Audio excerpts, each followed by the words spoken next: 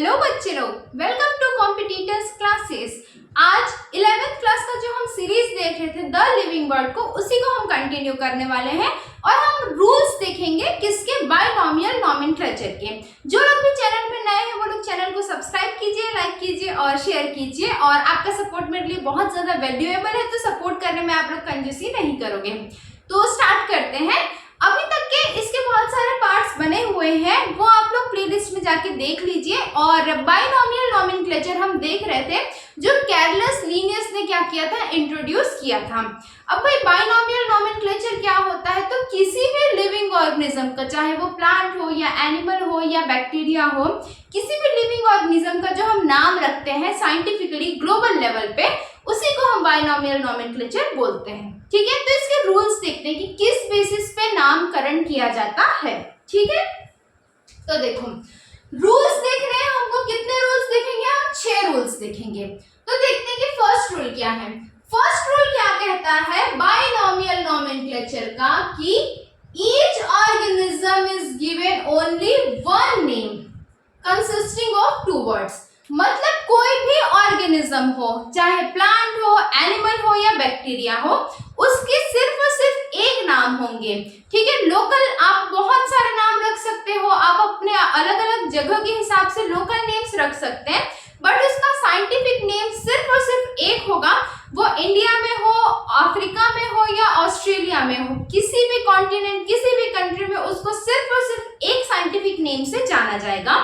ये क्या कहता है, पहला रूल कहता है बायनॉमियल नॉमेनक्लेचर का। ठीक है, तो किसी भी ऑर्गेनिज्म का सिर्फ वन जो है वो नेम होगा, और वो 2 वर्ड से बना हुआ होगा। कितने शब्दों से बना हुआ होगा, 2। जैसे आपका नाम होता है, सरनेम होता है, उसी तरीके से 2 शब्दों का होगा, 2 वर्ड्स का होगा, जिसमें जो फर्स्ट वर्ड होता है वो जेनेरिक नेम होता है, और जो सेकंड वर्ड होता है वो स्पेसिफिक नेम होता है। ठीक है, फर्स्ट नेम कौन सा होता है, जेनेरिक नेम, और सेकंड नेम कौन सा होता है, स्पेसिफिक नेम होता है। ठीक, देखेंगे इसको एग्जांपल्स के साथ, सारी चीजें आपको क्लियर होंगी। पेशेंस रखिए, समझते जाइए। तो पहला रूल में हमने क्या देखा, किसी भी ऑर्गेनिज्म का सिर्फ और सिर्फ एक नाम होगा। वो नाम कितने वर्ड से बना हुआ होगा, 2 वर्ड से, जिसमें से पहला क्या होगा, जेनेरिक होगा, और सेकंड क्या होगा, स्पेसिफिक होगा। ठीक, आगे देखते हैं। जो जेनेरिक नेम होगा, मतलब जो फर्स्ट वर्ड होगा, generic name is written first. ठीक, सबसे पहले कौन सा नाम लिखेंगे, हम जेनेरिक नेम लिखेंगे, और उसके बाद फॉलोड बाय स्पेसिफिक एपिथेट। उसको कौन फॉलो करेगा, स्पेसिफिक एपिथेट फॉलो करेगा। चलो एक एग्जांपल लेते हैं, होमोसेपियंस। होमोसेपियंस किसका नाम है, तो होमोसेपियंस जो है वो ह्यूमंस का, मानव जाति का जो है साइंटिफिक नेम है। ठीक है, तो यदि मैं इसका एग्जांपल लेके पहले तो जो रूल्स है उनको समझना चाहूं, तो क्या होगा, पहला ये किससे बना है, 2 वर्ड से बना हुआ है। फर्स्ट है होमो और सेकेंड है सेपियंस। ठीक है, होमो क्या है, जेनेरिक नेम है, जबकि सेपियंस क्या है, स्पेसिफिक नेम है। ठीक, जो जेनेरिक नेम है वो किससे लिखा होगा, फर्स्ट लिखा होगा, मतलब पहले हम होमो लिखते हैं और बाद में सेपियंस लिखते हैं। ठीक है, ये समझ में आ गया है आपको। अच्छा, इसके बाद क्या होता है ना, डिस्कवरर का। जैसे आपको ये तो समझ में आ गया कि पहले जेनेरिक नेम लिखेंगे फिर स्पेसिफिक नेम लिखेंगे। कुछ केसेस में क्या होता है कि स्पेसिफिक नेम के बाद जिन्होंने भी उस नाम की डिस्कवरी की है, उस ऑर्गेनिज्म की डिस्कवरी की है, उनका नाम लिखा जाता है। जैसे एक और एग्जांपल लेते हैं, मैंजीफेरा इंडिका। ये क्या है भाई, तो ये वो है जिसका सीजन चल रहा है, जो सबको अच्छा लगता है, जिसको हम आमतौर पे मैंगो या आम बोलते हैं, मैंगो। ठीक है, मैंगो का साइंटिफिक नेम क्या है, मैंजीफेरा इंडिका। कुछ जगहों पे आपको मैंजीफेरा इंडिका के साथ लिन दिख जाएगा, LINN। तो अब ये क्या है, तो लीन मतलब क्या होता है, कैरलस लीनियस का जो लीन है वो है, तो मैंजीफेरा इंडिका लिन लिखा रहता है। इसका मतलब कि जेनेरिक नेम, स्पेसिफिक नेम, और फिर नेम ऑफ द डिस्कवरर। ठीक है, इसको जो आप इसमें स्मॉल में लिख लो, ज्यादा बेटर है। ठीक है, तो इस तरीके से लिखा जाता है। अच्छा, जो फर्स्ट लेटर होता है, मतलब जैसे कि फर्स्ट लेटर क्या होगा, जेनेरिक नेम का जो फर्स्ट लेटर होता है वो किसमें होता है, हमेशा जो है वो कैपिटल कैपिटल में होता है, ठीक है, किस में होता है, कैपिटल लेटर में लिखा हुआ होता है, जबकि जो स्पेसिफिक एपिथेट होता है वो स्मॉल लेटर में होता है। जैसे हमने देखा होमो सेपियंस में से एच जो है वो कैपिटल है, बाकी पूरा का पूरा स्मॉल है। सेपियंस का एस हमेशा कैपिटल रहेगा, मतलब जो स्पेसिफिक जो वर्ड आता है, ठीक है, जो वर्ड स्पीशीज को डिफाइन करता है वो किस में रहेगा, हमेशा जो है वो स्मॉल में रहेगा। जेनेरिक नेम जीनस को बताता है, जबकि स्पेसिफिक एपिथेट उसकी स्पीशीज को बताता है। अगली क्लास में जब हम टेक्सोनॉमी क्लासिफिकेशन देखेंगे, किंगडम, फाइलम, क्लास, ऑर्डर, ये सारी चीजें, तो उसमें और बेटर वे में क्लियर होंगी। ठीक, तो दो रूल्स आपको क्लियर हो गए होंगे अभी तक के। चलो तीसरा देखते हैं। This scientific name is printed in italics. देखो, एक जनरली जो प्रिंटेड होता है, जब ये प्रिंटेड फॉर्म में आता है, ठीक है, हैंड रिटन की बात नहीं चल रही है, जब भी कोई साइंटिफिक नेम प्रिंटेड फॉर्म में आता है तो वो इटैलिक्स में लिखा हुआ होता है। मतलब जैसे कि कंप्यूटर में ना थोड़ा सा तिरछा टाइप से लिखा हुआ आता है, तो ये आप लोगों को बुक्स में मिल जाएंगी। ठीक है, हो पाए तो मैं स्क्रीनशॉट इसका जो है वो डाल दूंगी कहीं पर वीडियो में, और इसका जो आपको बुक्स में मिल जाएंगे कि वो थोड़ा सा, जैसे फॉर एग्जांपल ये इस तरीके से कुछ लिखा हुआ रहेगा, थोड़ा इटैलिक्स में, मेरे को आती नहीं है इटैलिक्स, तो आप लोग एक बार देख लेना। ठीक है, तो क्या रहता है कि प्रिंटेड जब होता है तो किस लैंग्वेज में होता है, वो इटैलिक्स में होता है।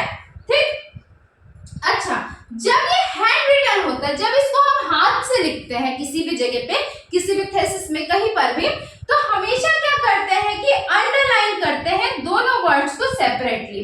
मतलब आपको समझना है कि कोई साइंटिफिक नेम लिखा हुआ है, यदि आप प्रिंटेड बुक्स में पढ़ रहे हैं तो वो कैसा मिलेगा, इटैलिक्स लैंग्वेज में लिखा हुआ होगा, इटैलिक्स फॉन्ट में लिखा हुआ मिलेगा। जबकि यदि वो हैंड रिटन मिलता है तो जो जेनेरिक नेम और जो स्पेसिफिक नेम, दोनों के नीचे सेपरेटली अंडरलाइन किया हुआ लिखा जाता है। ये क्या है, थर्ड रूल है। किसका थर्ड रूल है, नॉमेनक्लेचर का। ठीक है, नेक्स्ट देखते हैं फोर्थ रूल ऑफ नॉमेनक्लेचर। कौन सा नॉमेनक्लेचर, आईयूपीएस से नहीं है, ये बाइनॉमियल नॉमेनक्लेचर है। ठीक है, फोर्थ रूल क्या कहता है, the name of author is kept in Roman script. अब भाई ये क्या चीज है, तो देखो, कोई भी स्पीशीज, कोई भी ऑर्गेनिज्म डिराइव हो रहा है तो उसके बारे में जिस भी ऑथर ने लिखा है उसके बारे में कहां पर, उसका नाम कहां पर रिटर्न होगा, तो रोमन स्क्रिप्ट में रिटर्न होगा। ठीक, क्लियर। नेक्स्ट देखते हैं फिफ्थ रूल। फिफ्थ रूल क्या कहता है, the original names were taken from Latin and Greek languages. जो भी साइंटिफिक जो नेम्स आते हैं वो ओरिजिनली किस लैंग्वेज में लिए जाते हैं, तो लैटिन या ग्रीक लैंग्वेज में लिए जाते हैं, और किसी भी और लैंग्वेज में यदि मिलता है तो उसको लैटिनाइज्ड किया जाता है या लैटिन लैंग्वेज में उसको डिराइव किया जाता है। ठीक है, इन शॉर्ट सारे के सारे साइंटिफिक नेम किस लैंग्वेज में लिखे जाते हैं, तो लैटिन लैंग्वेज में लिखे जाते हैं या उनको लैटिनाइज्ड किया जाता है। ठीक, बहुत एंशिएंट लैंग्वेज है, सारी जो साइंटिफिक चीजें हैं उनको लैटिन में ही आपको दिखाई देती हैं। ठीक है, नेक्स्ट एंड सिक्स्थ रूल देखते हैं। No names are recognised prior to those used by Linnaeus. ठीक है, अब देखो कब की बात चल रही है, इसमें एक ईयर लिखा हुआ है 1753। ठीक, 1753, इसके बारे में मैंने प्रीवियस वीडियोस में भी बताए हैं। 1753 में क्या हुआ था, स्पीशीज प्लांटेरम नाम की एक बुक जो थी वो इंट्रोड्यूस की गई थी कैरलस लीनियस ने। ठीक, तो कैरलस लीनियस ने प्लांटेरम लिखा हुआ है तो किसके ऊपर होगा, ये प्लांट्स के ऊपर होगा। तो 1753 में कैरलस लीनियस ने स्पीशीज प्लांटेरम करके एक बुक इंट्रोड्यूस की थी। इससे पहले, ठीक है, इस बुक के इंट्रोड्यूस होने से पहले 1753 से पहले कोई भी प्लांट, कोई भी ऑर्गेनिज्म का साइंटिफिक नेम इंट्रोड्यूस नहीं किया गया था, ये कहना चाहते हैं।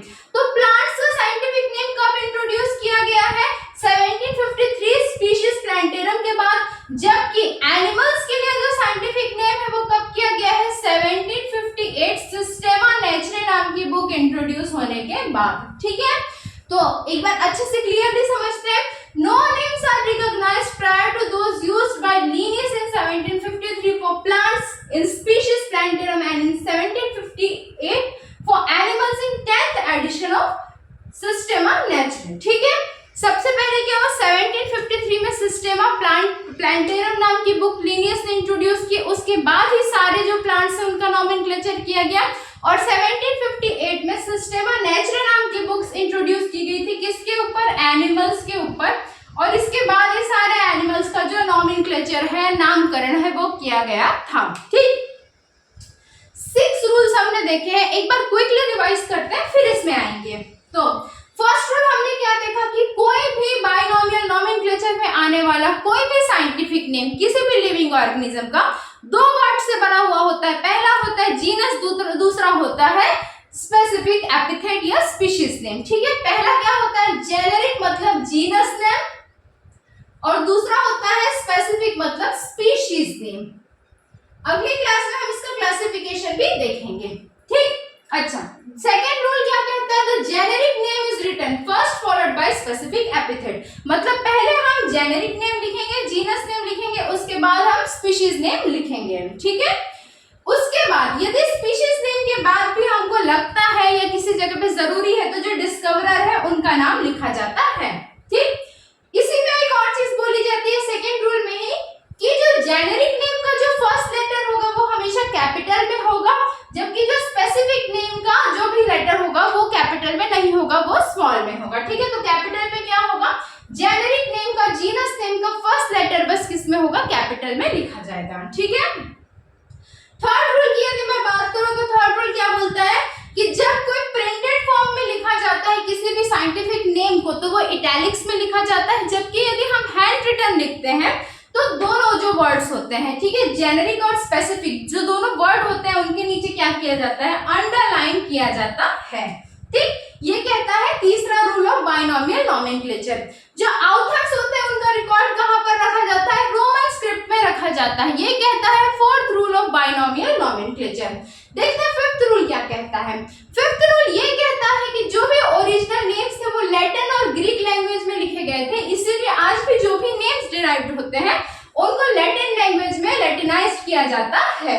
ठीक है, और सिक्स्थ एंड लास्ट रूल क्या कहता है कि जब तक के स्पीशीज प्लांटेरम बुक इंट्रोड्यूस नहीं हुई थी 1753 में, तब तक के किसी भी प्लांट का नाम नहीं लिखा गया था, नाम नॉमेनक्लेचर नहीं किया गया था। और जब तक के 1758 में एनिमल्स के ऊपर सिस्टेमा नेचुरा का 10th एडिशन इंट्रोड्यूस नहीं किया गया था कैरलस लिनियस ने, तब तक के एनिमल्स का साइंटिफिक नेम नहीं लिखा गया था। ये कौन सा कहता है, सिक्स्थ रूल कहा जाता है। चाहे आप नीट पॉइंट ऑफ व्यू से देखो या आप किसी भी कॉम्पिटिटिव एग्जाम के पॉइंट ऑफ व्यू से देखो या ऑब्जेक्टिव टाइप्स जो आपके क्वेश्चंस आएंगे एग्जाम्स में उसके पॉइंट ऑफ व्यू से देखो, स्पीशीज प्लांटेरम और सिस्टेमा नेचुरा विद डेट आपको याद होनी जरूरी है। वेरी इंपॉर्टेंट 5 स्टार क्वेश्चन, बिल्कुल ध्यान में रखा है। अब कुछ साइंटिफिक नेम्स देखते हैं जो आपके एनसीईआरटी में गिवन है, इसके अलावा भी मैं आपको कुछ लिस्ट प्रोवाइड करूंगी। आज देखते हैं, मैंने बताया होमो सैपियंस, किसका नाम है, ह्यूमंस का। ठीक है, कैनिस फैमिलियरिस, क्या है, कैनिस फैमिलियरिस, ये है भाई हमारे बिल्कुल बॉडीगार्ड जो होते हैं, डॉग्स, जो हमारे बेस्ट फ्रेंड्स होते हैं एनिमल्स के, डॉग्स। ठीक है, उनका जो साइंटिफिक नेम क्या है, कैनिस फैमिलियरिस। मस्का डोमेस्टिका, क्या है, मस्का डोमेस्टिका, क्या है इसमें, मस्का जीनस नेम, डोमेस्टिका क्या है, स्पेसिफिक नेम। एम जो है वो कैपिटल में लिखा है, बाकी सब किस में लिखा हुआ है, स्मॉल में लिखा गया है। इसी तरीके से होमो सेपियंस में होमो जेनेरिक नेम है, सेपियंस स्पेसिफिक नेम है। कैनिस फैमिलियरिस में कैनिस जेनेरिक या जीनस नेम है, जबकि फैमिलियरिस स्पेसिफिक या स्पीशीज नेम है। मस्का डोमेस्टिका किसका साइंटिफिक नेम है, मस्का डोमेस्टिका है भाई हाउस फ्लाई का, हाउस फ्लाई, डोमेस्टिक से याद रख सकते हो। हाउस फ्लाई का साइंटिफिक नेम क्या है, Musca domestica. Mangifera indica M capital, ठीक, बाकी सब small. Mangifera genus name, indica specific name. ठीक है, मैंजीफेरा इंडिका लीन भी लिखा जाता है क्योंकि स्पेसिफिक नेम के बाद डिस्कवरर का नाम भी लिख सकते हैं। ये किसका साइंटिफिक नेम है, मैंगो का। ठीक है, फिर देखते हैं Triticum aestivum. Triticum generic name है, एस्टिवम स्पेसिफिक नेम है। ट्रिटिका का टी कैपिटल में लिखा हुआ है और ट्रिटिका एस्टिवम जो है वो ट्रिटिकम एस्टिवम किसका साइंटिफिक नेम है, तो ये है आपके व्हीट का जो आप रोज कंज्यूम करते हो इन द फॉर्म ऑफ चपाती और पराठास, व्हाटएवर यू ईट। ठीक है, इसके अलावा है ऑसिमम सैंक्टम। क्या है, ऑसिमम सैंक्टम, सभी के घरों में पाया जाने वाला पवित्र तुलसी का पौधा ऑसिमम सैंक्टम कहलाता है। ठीक है, तो ये क्या है भाई आपका तुलसी, या इसी को बेसिल भी बोलते हैं आप लोग, इसमें भी O capital and rest are small. ठीक, तो आज की क्लास यहीं पर वाइंड अप करते हैं, मिलते हैं अगली क्लास में। सपोर्ट करने में कंजूसी नहीं करोगे, कोई भी डाउट आता है आप लोग कमेंट सेक्शन में कमेंट करके पूछिए। तब तक के लिए ओके, बाय, टेक केयर।